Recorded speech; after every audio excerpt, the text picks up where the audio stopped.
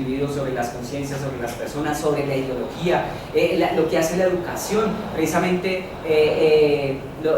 que moldea la mente de las personas, la salud, pero que no los deja ser libres. A mí me parece, por ejemplo, que la propuesta de Marx, cuando habla del materialismo histórico y divide la historia natural de la historia del hombre, y que ha sido precisamente el desarrollo de la historia del hombre, lo hace a partir del análisis, y Foucault no se atreve a decirlo. A mí me parece curioso.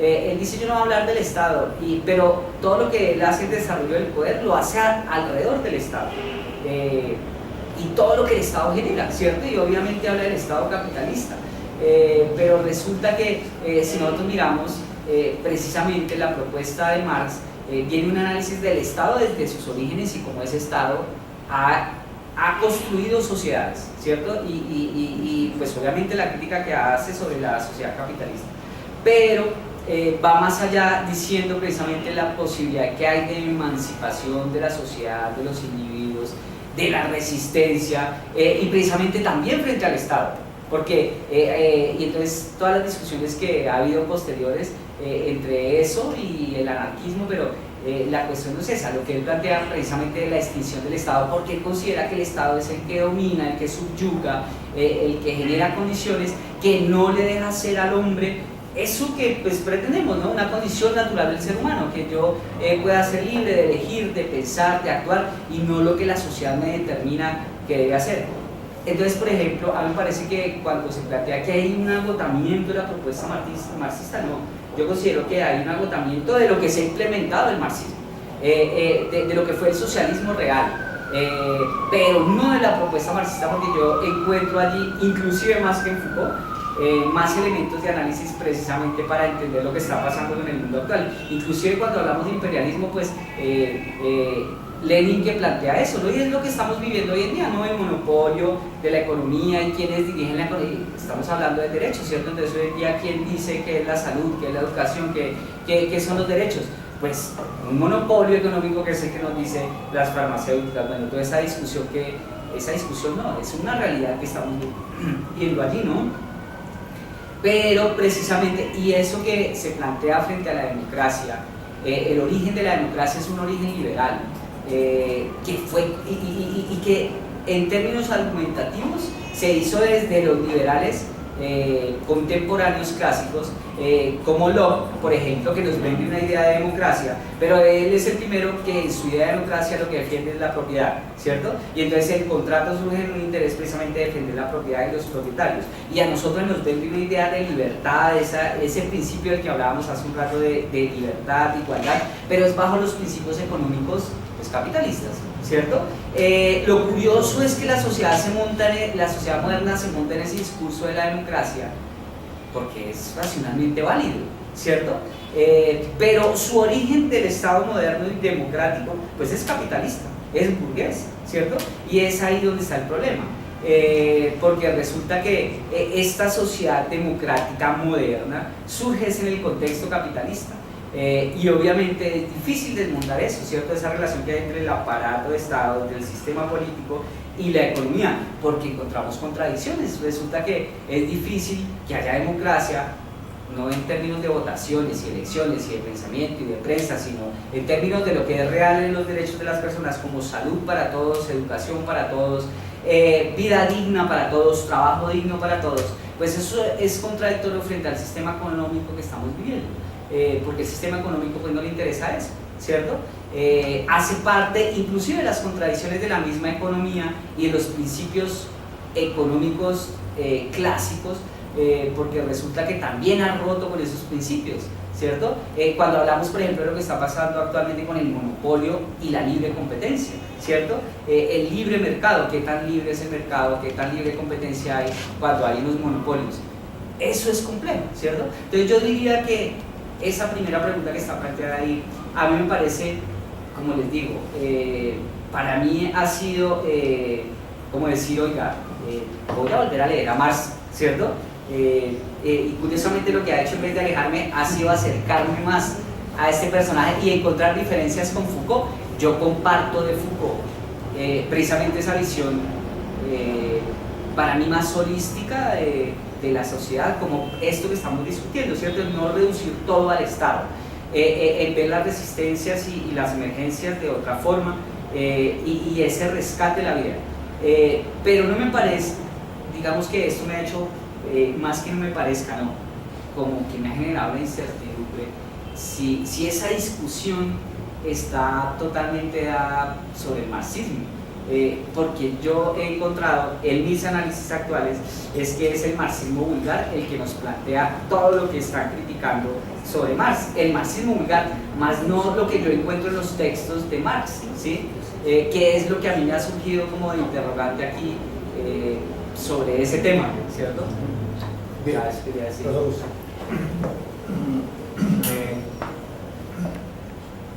Me identifico mucho con los planteamientos de Sandra ahora sobre el tema de la multiplicidad. Creo que ese es el núcleo del debate que ha sido puesto por este énfasis. Si la multiplicidad es producto es, digamos, una expresión misma de aparatos de subjetivación muy potentes que producen una decisión, digamos, en la sociedad, o si por el contrario es la fuente.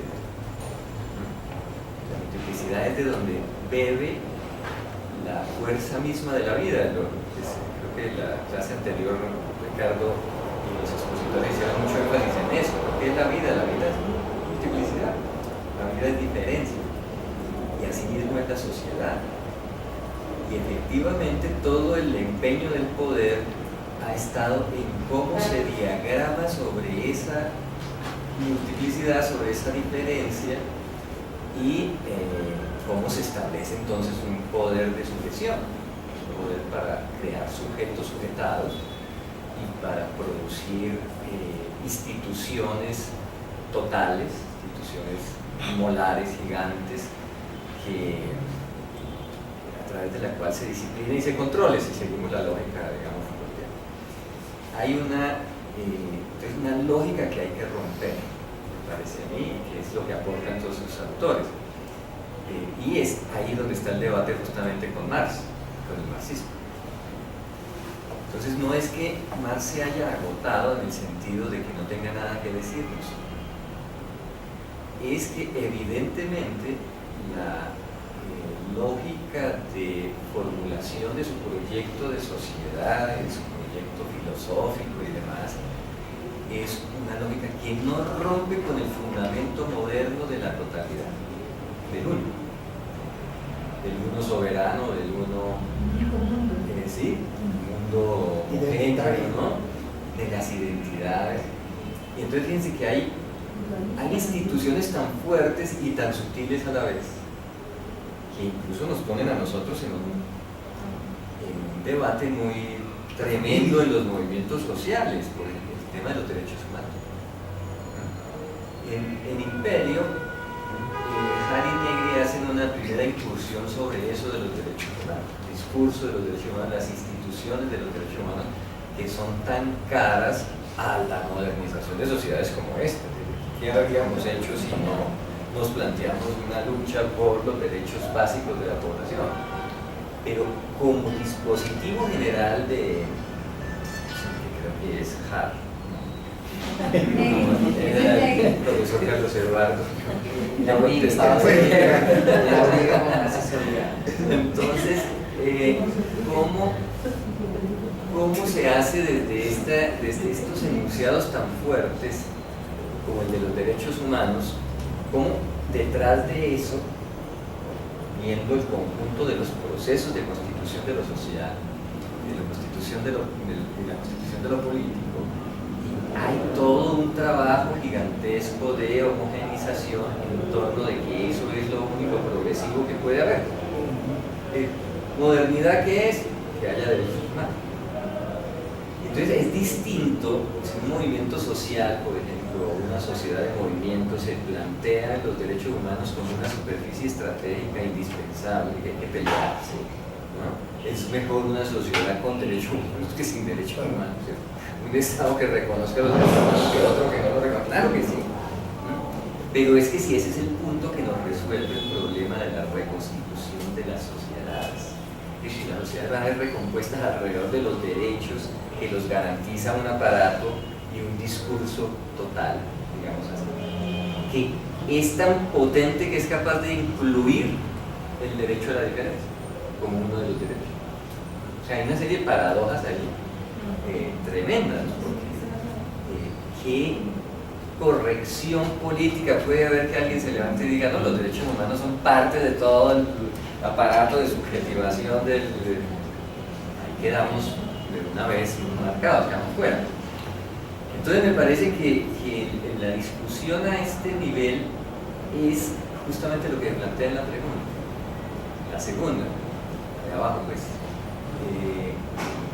¿qué tipo de coexistencia de mundos incomposibles es condición de existencia de la multiplicidad? Esa es la pregunta tremenda, la que se hace como Badiou, por ejemplo, ¿no?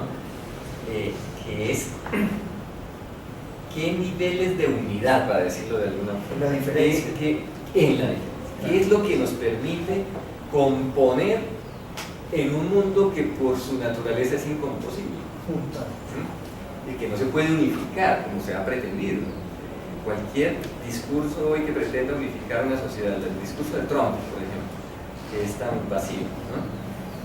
Pero alrededor de la grandeza de Occidente, de la grandeza de la sociedad blanca y de la sociedad industrial, ¿no? Es capaz de unificar. Eso no lo va a unificar, eso lo que va a hacer es crear una polarización que es también una técnica de gobierno, crear dos bandos que sean colocados pues, a la manera que lo plantea Schmitt como base de la política, o sea, construir el enemigo, etcétera, etcétera. Entonces, ¿cuál es el problema entonces con el marxismo, con Marx? Pues desafortunadamente Marx tuvo esos herederos. No está aquí para que se defienda de esas barbaridades que se hicieron a nombre del marxismo, ¿no? Sí. Pero el discurso marxista tiene una matriz que es, digamos, susceptible de examinar, estoy de acuerdo, no tanto en su agotamiento como en sus límites. Sucede lo mismo que con la ciencia, digamos, ¿no? Uno puede decir que la ciencia positiva no sirve para nada, ha producido muchos inventos y muchas cosas, pero ¿cuáles son los límites de eso? O sea, ¿qué es lo que no explica, para decirlo de otra manera? ¿Qué es lo que exige otras lógicas y otras formas de abordar el asunto? Que a Marx, los vacíos que había en eso aparecieron desde su discusión, fueron evidentes desde su discusión con los anarquistas, la Primera Internacional. Ahí ya estaba ese debate, ¿no? ¿Cuáles son los límites del Estado? Los límites de la noción de Estado incluso que se tiene por parte de Marx, como un aparato, como una máquina de dominación. Y yo diría en eso que se ha avanzado mucho, no solo con Foucault, ¿no? Con todas las propuestas que han concebido más el poder como unas relaciones múltiples, en donde el poder de centro, su capacidad está en juego, su capacidad de gobierno está en juego todos los días, es en la posibilidad de hacer mundos composibles dentro de lo incomposible, de crear unidades, identidades que le funcionen, así sea momentáneamente. Y es lo mismo hacia las resistencias. La lógica de las resistencias no es una lógica de mantenerse en su singularidad, sino es una lógica de conectar singularidades, de crear campos de conexión que renuncien a la totalidad de entrada y que renuncian a la eternidad, a largo plazo. Pueden ser fugaces. Pero si es nómada, ser nómada. Si ser nómada está cambiando. Estos días lo hemos visto, ¿no? Con esto del problema del plebiscito y de la lucha por la paz y eso. ¿Hasta cuándo? O sea, uno no puede plantear que la estrategia del campamento de paz sea una estrategia para multiplicar en todo el país y que esa sea la alternativa. Que lo vamos a mantener en la calle todas las semanas y que así vamos a contener. No, son momentos de confluencias y que luego la gente vuelve y se abre hacia sus mundos locales y hacia sus mundos singulares. Y la capacidad central de la gran discusión es cómo mantener la capacidad de creación para poder resistir, porque sin creación sí no hay resistencia. Justamente continuar un poco con lo que el profesor menciona y frente a la resistencia. Yo recuerdo que creo que es en el capítulo 5 del libro de la Zarata, él cita a Rancière para mencionar que lo político siempre ha sido pensado como el consenso, un poco en la lógica de la herencia que nos viene del contrato social y de toda esta modernidad. Sin embargo, Rancière va a decir no, hay que pensar en lo político también como una posibilidad de disenso, de disentir. Y va a decir que una de esas posibilidades de que la resistencia continúe siendo acto creativo es empezar a cuestionar esas identidades, esas asignaciones de identidades que también se han construido en este tipo de sociedades.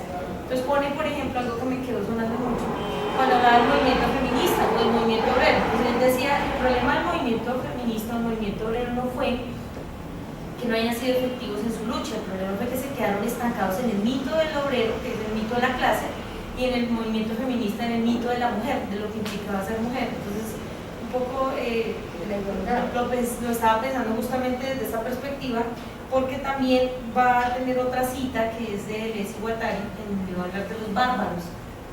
Y me parece que ese apartado del que habla de los bárbaros como que nos puede brindar luces. Él dice básicamente que los bárbaros, digamos que siempre van a haber civilizados que tratan de, gente que trata de civilizarlos, pero entonces que los bárbaros se están moviendo en una situación casi que liminal. Por un lado son bárbaros, pero pueden llegar a civilizarse, pueden ser expropiar tierras, pero también pueden constituirse y hacer parte de poblaciones. Entonces un poco como ese constante movimiento, ¿no? Entonces lo pensaba desde ahí y desde la posibilidad de esos mundos incomposibles, ¿no? De toda la existencia misma de uno mismo, ¿no? Uno no deja de pensar en su propia existencia y darse cuenta que uno todo el tiempo está mirando y está mirando unas posibilidades. Pero hay una parte que no se contempló, pero que la Zarato también es muy claro en eso, y habla que justamente las críticas al marxismo está en el fundamento epistemológico del mismo y ontológico, que está apalancado en el sujeto y objeto, en esa relación sujeto-objeto, y lo mismo productor y explotado. Pero las nuevas propuestas desde la diferencia del devenir otros se apalancan en ese acontecimiento que es diferente, y ese sentarse o apalancarse en el acontecimiento es lo que brinda la posibilidad de devenir es otro, y el acontecimiento, a diferencia de una epistemología del sujeto, no es capturado por el capital, porque siempre nace en el borde, en el margen, y allá no llega el capital. Entonces justamente eso es lo que pues evidentemente puede uno como depurar de esta propuesta de la Zarato del capítulo 5.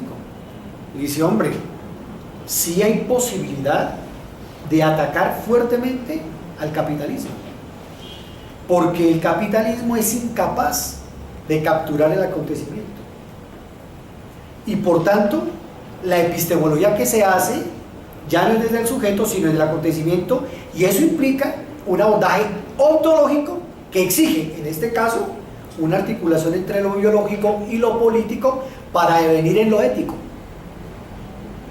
Entonces el capitalismo coloca en el centro la vida para materializar sus propuestas, pero es justamente el reconocimiento de que la articulación entre lo ético y lo político, cuando deviene lo ético, cuando se pregunta así cuál es la mejor forma de vida posible, es la que permite que sea el acontecimiento y no la base epistemológica sujeto-objeto, lo que permite la resistencia y lo que garantiza romper el status quo y avanzar hacia formas otras y mundos otros, y evidentemente resolver lo que el comunismo prácticamente nunca resolvió, para no decir marxismo, y es la estructura totalizante. Luego el acontecimiento, por eso en este doctorado lo hemos visto en diferentes ponencias, resulta ser pieza fundamental para comprender por qué la resistencia implica comprender muy bien lo que es el acontecimiento. Esa noción de acontecimiento hay que trabajarla mucho para poder comprender todo esto. Sí. Ese texto de Badiou del ser y el acontecimiento es clave. Yo iba a preguntar, ¿qué son esos mundos otros? O sea, cómo, la pregunta sería, ¿qué son, cómo lo reconocemos o cómo podemos darnos cuenta? Aquí nos decía el ejemplo de los posfeministas del movimiento, pero no da muchas características, ¿no? En el sentido de que se desclasifica y vuelve a ser minoría, y ahí empieza a esa construcción de otros mundos posibles.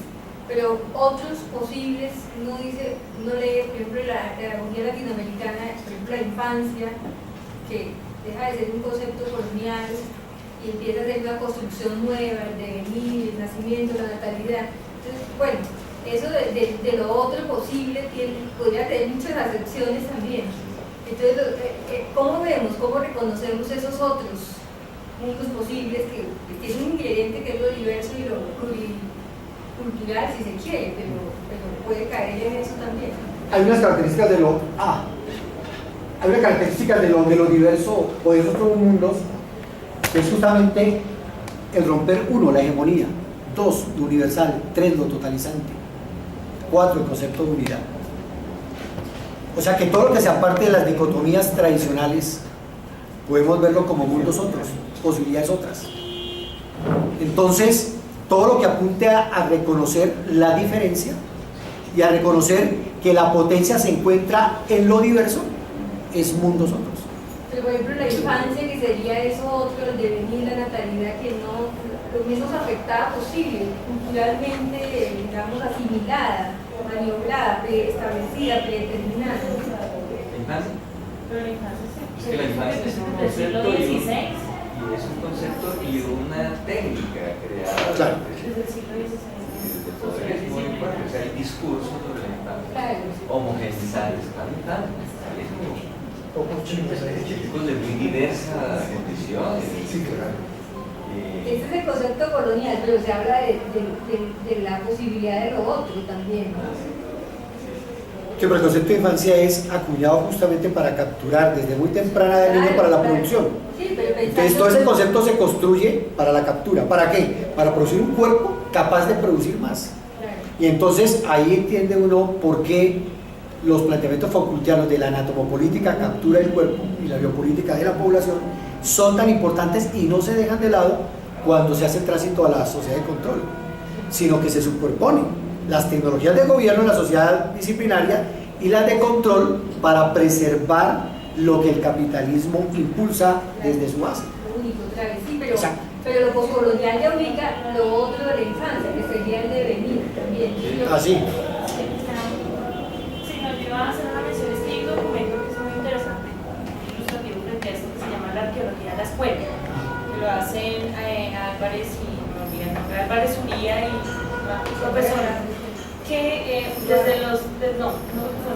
desde los abordajes Foucaultianos analizan la emergencia de la infancia.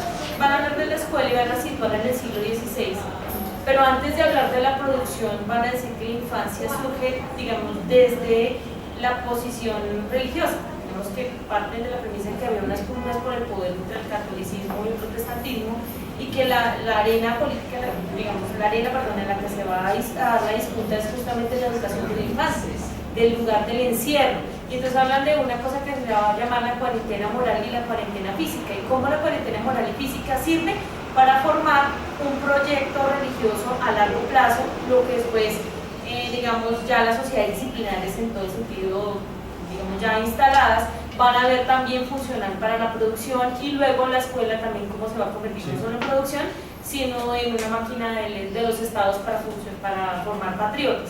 Pero digamos que la infancia a partir es como un proyecto a largo plazo, una cuestión teleológica que les va a servir para proyectar unas formas morales, unas formas económicas, unas formas inclusive educativas, pero me parece que ese documento también es muy interesante, que puede dar, digamos, alguna base para lo que tú estabas mencionando acerca de la infancia.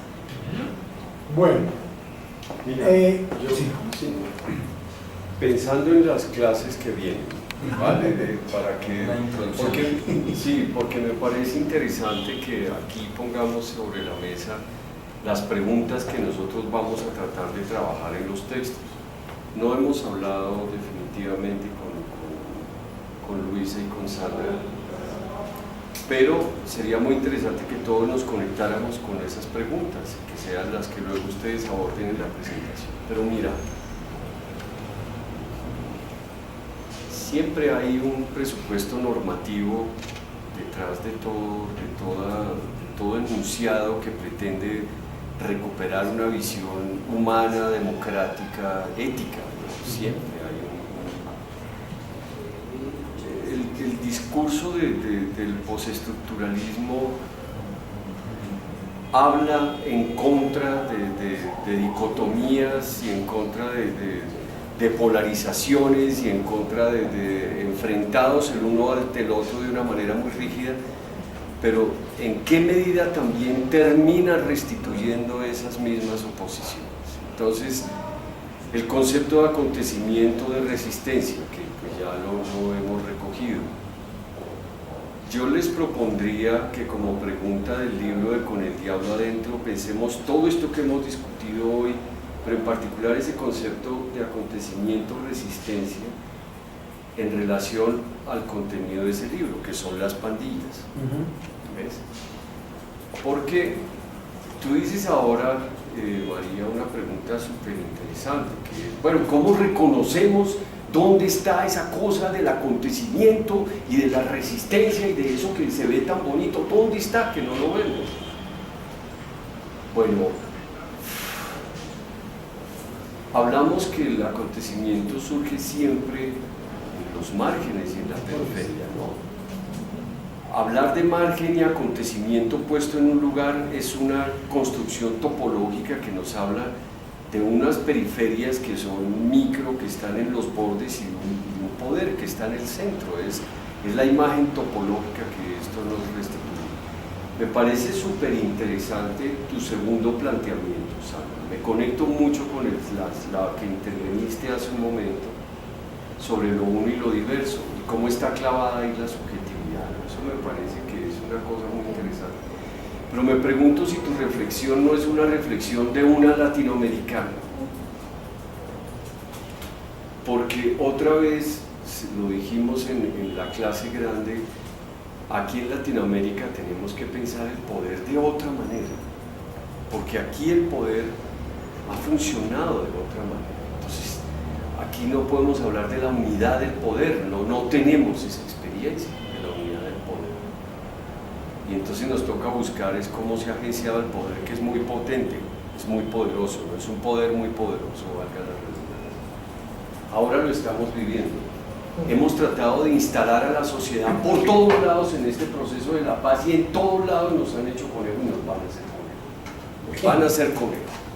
Entonces otra vez las élites se las vuelven a arreglar. Hubo un impulso de sociedad, pero eso no se va a traducir. Pero entonces, recogiendo todo lo que estoy diciendo, de cara a nuestra próxima sesión, frente a estos conceptos, ¿qué nos dibuja la pandilla? Porque la pandilla es una periferia. La definición que tú acabas de dar de acontecimiento le cabría perfectamente. Pero, ¿qué es lo que inaugura esa situación? Porque la misma pandilla crea una situación de poder muy compleja en lo local.